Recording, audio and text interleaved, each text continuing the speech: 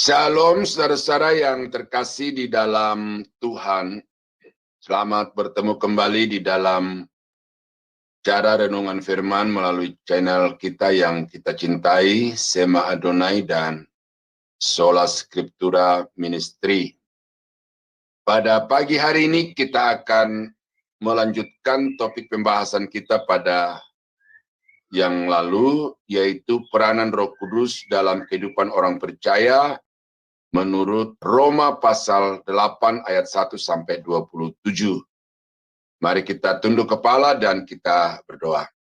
Bapa, terima kasih karena pada hari ini kami sudah kembali diberi kesempatan oleh Tuhan untuk bersekutu, menaikkan semua doa-doa syafaat kami kepada Tuhan dan juga untuk mendengarkan berkat Tuhan melalui kebenaran firman-Mu. Dan secara khusus melalui kesempatan ini kami akan membahas tentang pekerjaan Roh Kudus dalam kehidupan kami. Kami mohon kiranya roh yang akan kami bahas itu juga bekerja di dalam hati pikiran kami semua, supaya firman-Mu kami dapat pahami dengan benar, dan kemudian kami dapat melakukannya untuk hormat kemuliaan bagi nama-Mu. Dalam nama Yesus kami berdoa, haleluya, amin. Nah, saudara-saudara yang kekasih di dalam Tuhan, minggu lalu kita sudah membahas firman Tuhan tentang pekerjaan Roh Kudus di dalam kehidupan orang-orang percaya menurut Roma pasal 8:1 sampai 27.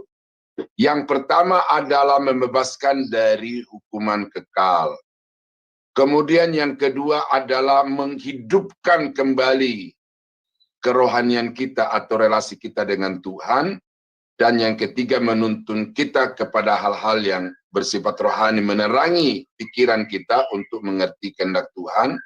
Dan yang keempat adalah Tuhan memberikan damai sejahtera atau Roh Kudus itu menjadi sumber sukacita dan damai sejahtera di dalam kehidupan kita. Nah, pada sesi yang kedua ini kita akan membahas lagi apa-apa saja yang dikerjakan oleh Roh Kudus di dalam kehidupan orang percaya, tetapi kita batasi di dalam nats yang kita sudah pilih bersama-sama. Nah, yang berikut adalah Roh Kudus itu menjadikan kita milik Allah.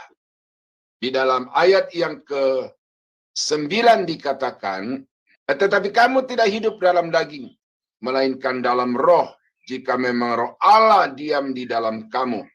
Tetapi jika orang tidak memiliki roh Kristus, ia bukan milik Kristus. Nah, jadi kalau seseorang itu tidak memiliki roh Allah di dalam dirinya, maka dia bukanlah milik Kristus. Nah, itu sebabnya dengan jelas Alkitab mengatakan bahwa Roh Kudus itu bekerja di dalam kehidupan orang-orang percaya, sehingga dengan roh itu maka orang tersebut dapat secara sah menjadi milik Allah. Nah, apa yang dimaksud dengan pekerjaan Roh Kudus menjadikan kita milik Allah ini? Itu di dalam Efesus pasal 13, 1 ayat 13-14 dikatakan, di dalam Dia kamu juga karena kamu telah mendengar firman kebenaran, yaitu Injil keselamatanmu. Di dalam Dia kamu juga ketika kamu percaya dimeteraikan dengan Roh Kudus yang dijanjikannya itu.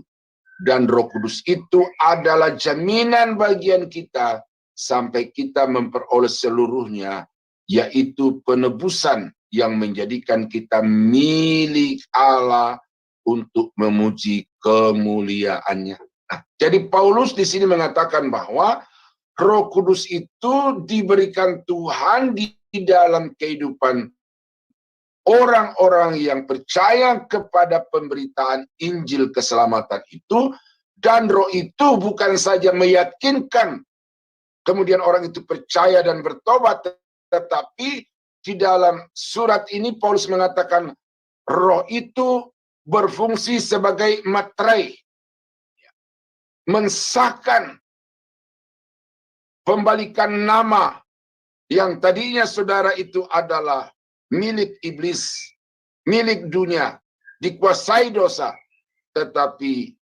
dengan berita Injil yang saudara percaya itu, saudara berbalik kepemilikan, sekarang menjadi milik Allah, milik Bapa, dan sebagai satu pengesahan terhadap kepemilikan Bapa itu, maka roh itu dijadikan sebagai cap atau meterai.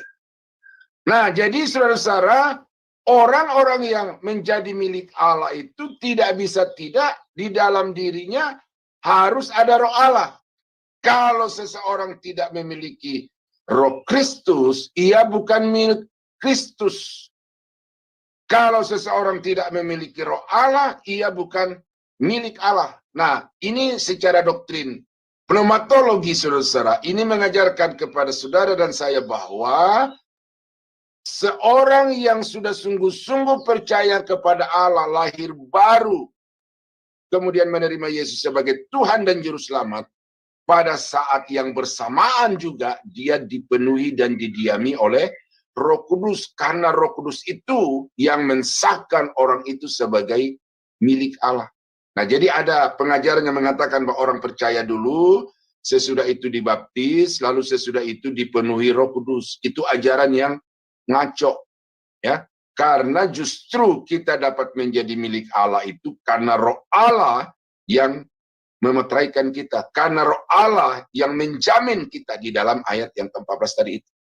Pada saat orang bertobat terima Yesus sebagai Tuhan dan Juru Selamat secara pribadi, pada saat yang bersamaan dia didiami oleh Roh Kudus, karena Roh Kudus itu yang menjadi meterai, Roh Kudus itu yang menjadi penjamin keselamatan orang-orang itu.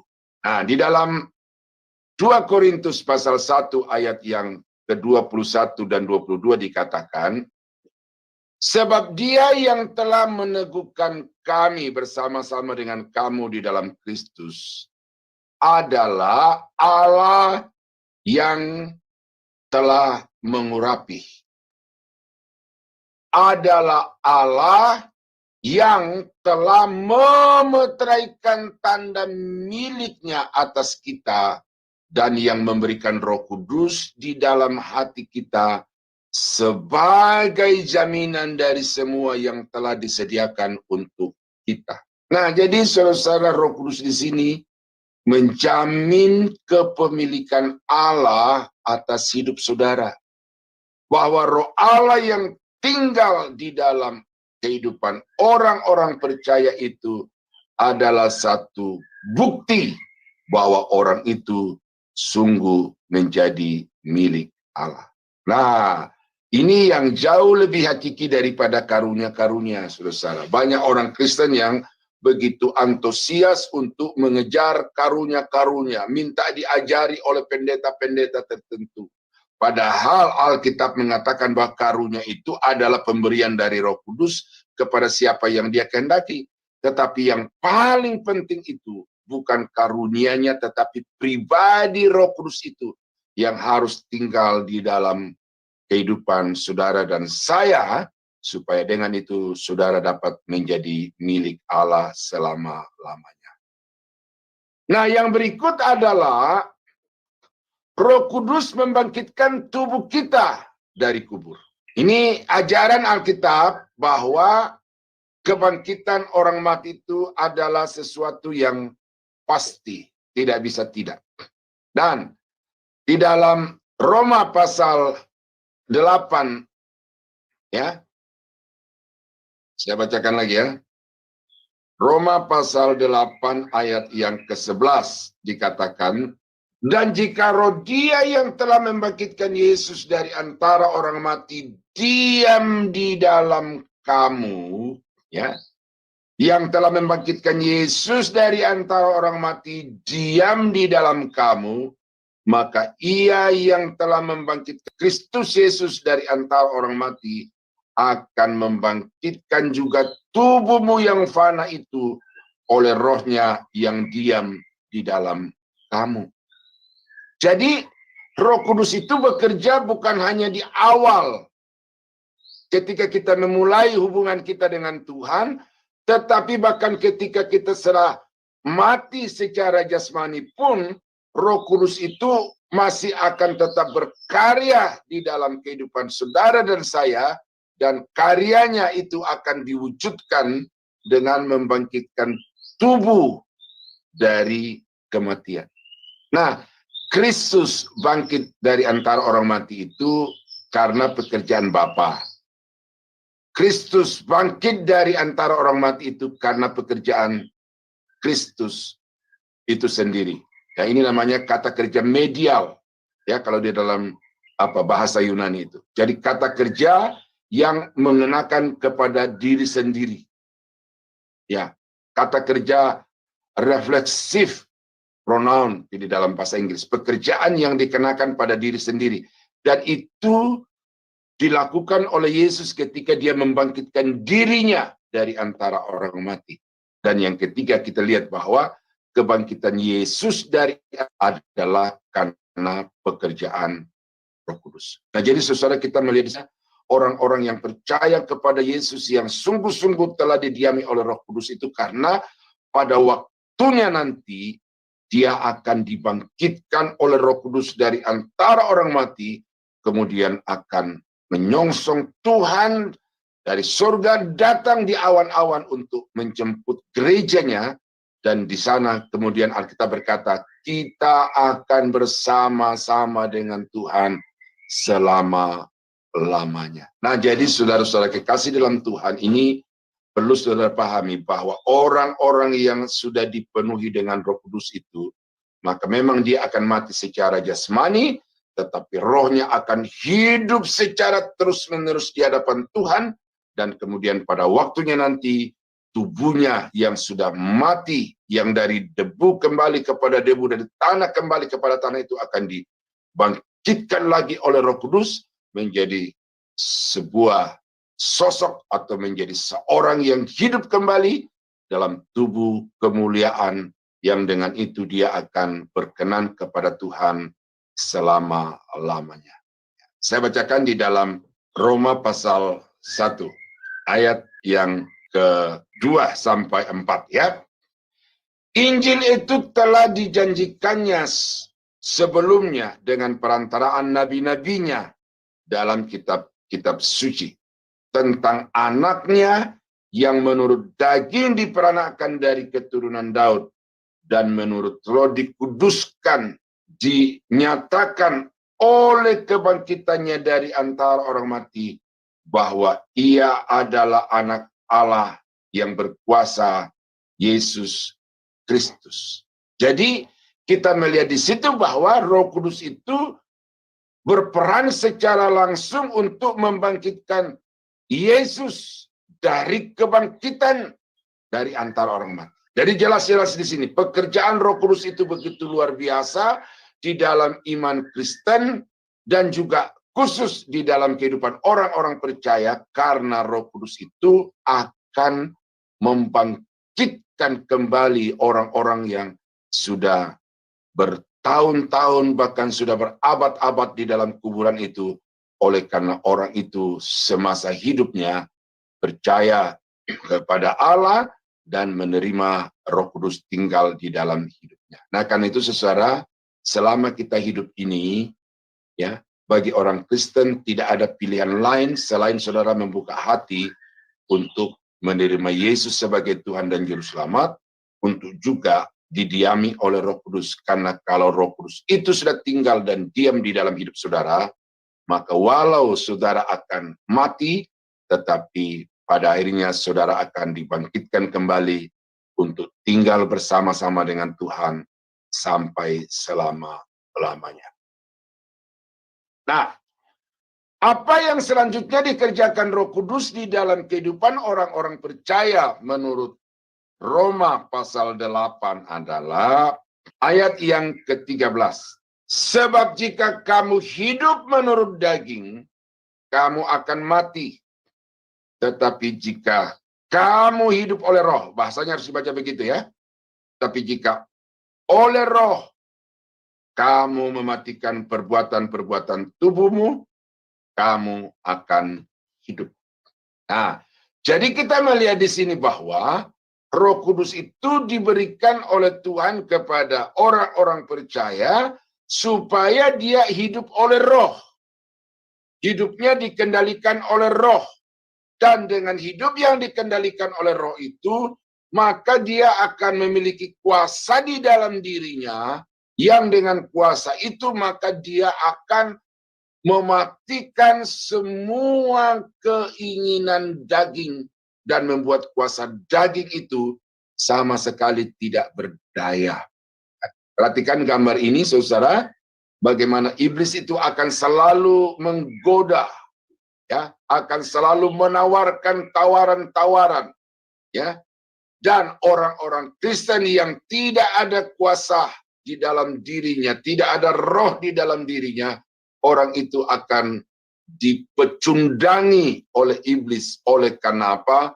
Karena daging, hawa nafsu manusia itu akan dipompa, akan dirangsang, akan diprovokasi oleh iblis untuk kemudian kuasa daging itu akan menguasai saudara. Maka ada banyak orang-orang Kristen yang hidup di dalam hawa nafsu. Termasuk juga di dalamnya ada orang-orang Kristen yang tanpa sadar dikuasai oleh hawa nafsu. Saya mau bacakan satu ayat, ya, saudara, untuk membuktikan ini. Bahwa kadang-kadang tanpa kita sadar itu kita masuk di dalam perangkap setan dengan hawa nafsu. Saya bacakan dari Yakobus pasal 4. Dari manakah datangnya sengketa dan pertengkaran di antara kamu? Bukankah datangnya dari hawa nafsumu yang saling berjuang di dalam tubuhmu? Kamu mengingini sesuatu tetapi kamu tidak memperolehnya. Lalu kamu membunuh, kamu iri hati tetapi kamu tidak mencapai tujuanmu. Lalu kamu bertengkar dan kamu berkelahi. Kamu tidak memperoleh apa-apa karena kamu tidak berdoa. Nah, jadi itu sebabnya kita tidak mencapai apa yang kita harapkan dalam hidup ini karena kita tidak berdoa. Tetapi ada orang yang sudah sadar bahwa doa itu penting. Karena itu berdoa. Tetapi tanpa sadar doanya adalah doa yang dimotivasi oleh hawa nafsu. Ayat 3. Atau kamu berdoa juga tetapi kamu tidak menerima apa-apa karena kamu salah berdoa, sebab apa yang kamu minta hendak kamu habiskan untuk memuaskan hawa nafsumu. Nah, jadi saudara, hawa nafsu ini adalah musuh bersama, musuh semua orang. Orang-orang yang menjadi milik setan, menjadi milik iblis, yaitu sesuatu yang biasa, seperti sekarang ini yang sudah terjadi di mana-mana di negara-negara bekas Kristen itu, bagaimana seks bebas itu sudah dilegalkan. Dan orang-orang yang hidup dalam hawa nafsu itu bagi mereka sesuatu kesenangan surga duniawi. Tetapi bagi orang Kristen itu adalah iblis yang sedang berjaya. Nah, oleh karena itu maka kita berdoa supaya kita dijauhkan dari segala hawa nafsu itu. Namun kadang-kadang saudara, bacaan kita Yakobus pasal 4 ayat 3 tadi itu, orang-orang Kristen pun juga di dalam berdoa kepada Tuhan itu hawa nafsunya itu begitu nyata sehingga ingin seperti si A, ingin seperti si B. Kalau orang dunia punya kekayaan berlimpah, masa kita anak-anak raja, segala raja hidup dalam kemiskinan? Ini adalah iman-iman hawa nafsu, pengharapan hawa nafsu, doa hawa nafsu. Nah, ini yang justru mau digarap oleh Roh Kudus di dalam kehidupan kita. Kita diberikan kuasa untuk bisa menang atas kuasa daging. Saudara-saudara, saya mau kasih tahu ini kepada saudara. Ya, saudara dengan kekuatan sendiri tidak akan pernah sanggup untuk melawan hawa nafsu kedagingan itu. Dengan kekuatan sendiri, saudara tidak akan bisa mampu untuk menahan godaan mata. Ya, yang dikatakan di dalam Alkitab itu keduniawian. Segala keindahan, segala kemewahan dunia itu akan juga terus terpampang di hadapan saudara, menggoda saudara. Dan saudara tidak akan punya kuasa apa-apa untuk bisa melawan, bisa menolak itu. Apalagi setan dengan kuasanya. Saudara tidak punya daya apa-apa untuk bisa melawan kuasa setan itu. Itu 3 musuh besar orang-orang Kristen. Daging, hawa nafsu, dunia dengan segala keindahannya, dan iblis dengan segala kejahatannya. Itu akan selalu berjuang untuk menghancurkan saudara. Untuk itulah maka Tuhan memberikan roh di dalam kehidupan kita sebagai anak-anaknya, sebagai miliknya, supaya dengan roh itu kita memiliki kekuatan untuk mematikan semua keinginan-keinginan daging dan hawa nafsu yang setiap saat dapat merongrong. Nah, jadi saudara, ini jauh lebih penting daripada sekedar bahasa roh. Saya bukan pendeta yang anti bahasa roh, tetapi saya melihat penggunaan bahasa roh yang tidak sesuai dengan Alkitab membuat kadang-kadang saya secara rohani itu marah oleh karena orang mempergunakan ayat-ayat Alkitab untuk menyenangkan hawa nafsu kedagingan itu. Nah, jadi saudara-saudara, ini penting bahwa orang-orang percaya itu harus didiami oleh Roh Kudus supaya dengan itu dia berdaya untuk melawan kuasa-kuasa jahat dan hawa nafsu. Nah, itu sebabnya maka Tuhan Yesus berjanji di dalam Roma pasal 1 ayat 8. Nah, ini adalah penggenapan dari janji Yesus yang berkata kepada murid-muridnya, janganlah kamu tinggalkan Yerusalem sampai kamu diperlengkapi dengan kekuasaan dari tempat yang maha tinggi. Nah, kemudian untuk apa kekuasaan itu dijanjikan dalam Lukas pasal 24 itu? Maka di sini dikatakan, kamu akan menerima kuasa kalau Roh Kudus turun ke atas kamu, dan kamu akan menjadi saksiku di Yerusalem dan di seluruh Yudea dan Samaria dan sampai ke ujung bumi. Nah, jadi Roh Kudus itu akan memberikan kepada kita kuasa. Kuasa di sini adalah dunamos, ya, seperti kekuatan dinamit yang bisa menghancurkan gunung-gunung batu. Dan itu adalah kekuasaan, otoritas yang diberikan Tuhan kepada orang-orang percaya, orang-orang kepunyaannya untuk bisa menghancurkan kuasa-kuasa jahat yang mengancam setiap saat itu. Nah, jadi saudara, dari apa yang Paulus daftarkan di dalam Roma pasal 8 tentang pekerjaan Roh Kudus ini, itu didukung oleh begitu banyak ayat di bagian-bagian lain di dalam Perjanjian Baru bahwa Roh Kudus itu memang bekerja, salah satu pekerjaannya adalah memberi kuasa. Nah, jadi ini penting bagi banyak orang-orang Kristen yang seringkali menggantungkan hidupnya kepada pendeta, kepada benda-benda tertentu yang ditawarkan oleh pendeta-pendeta, seperti minyak urapan, roti anggur perjamuan. Bagi saya itu adalah penyalahgunaan sakramen gereja ini. Saudara tidak perlu mempergunakan minyak untuk melindungi saudara dari kuasa setan. Saudara tidak perlu melindungi rumah saudara dari pengaruh kuasa jahat dengan memolesinya atau menyiraminya dengan minyak urapan itu. Karena di dalam dirimu ada pengurapan yang melampaui kekuatan pengurapan minyak, yaitu Roh Kudus. Dan Roh Kudus ini memberikan kepada kita kuasa. Nah, karena itu kalau ada sakit penyakit yang sedang saudara hadapi, baik di dalam diri saudara ataupun juga orang-orang yang ada di sekitar saudara, tidak usah menunggu pendeta, tidak usah menunggu tua-tua sidang, kata Yakobus. Saudara sendiri punya otoritas karena di dalammu ada Roh Kudus, dan dengan Roh Kudus itu saudara punya kuasa untuk menjadi saksi di Yerusalem, Yudea, Samaria dan sampai ke ujung bumi. Dan dengan manifestasi kuasa-kuasa Roh Kudus, maka orang-orang dari segala bangsa berpaling kembali kepada Tuhan karena mujizat-mujizat yang terjadi.